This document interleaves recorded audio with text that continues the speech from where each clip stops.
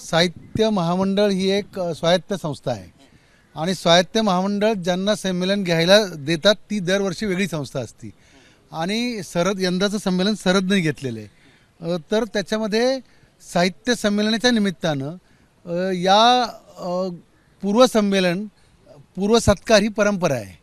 दुसरं त्याच्यामध्ये महाजी शिंदेंचं नाव यासाठी घेतलं की दिल्लीचेही तख्त राखतो महाराष्ट्र माझा हे आपण महाराष्ट्र गीतामध्ये महाराष्ट्रातला प्रत्येक लहान मुलगा रोज म्हणतो।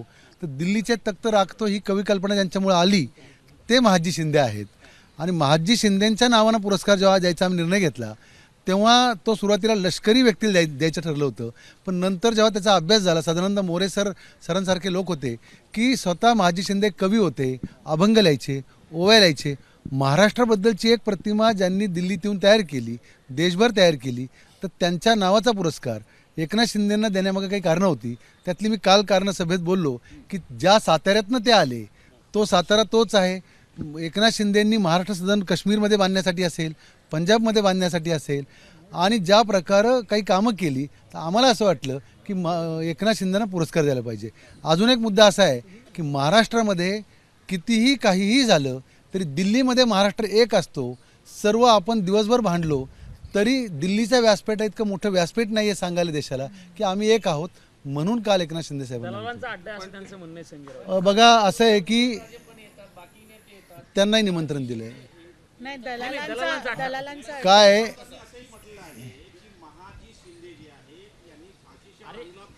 नाही, महाजी शिंदे पानिपतच्या काळात होते।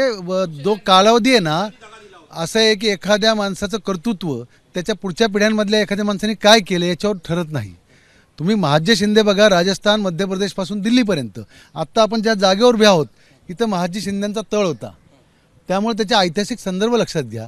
आत्ताची लढाई किंवा राज्य मिळवणे म्हणजे तलवारीने नाही तर प्रेमाने जिंकणं, त्यासाठी परत संमेलन इथं होतंय। आणि संजय राऊतांना काय भेटणार आहात का किंवा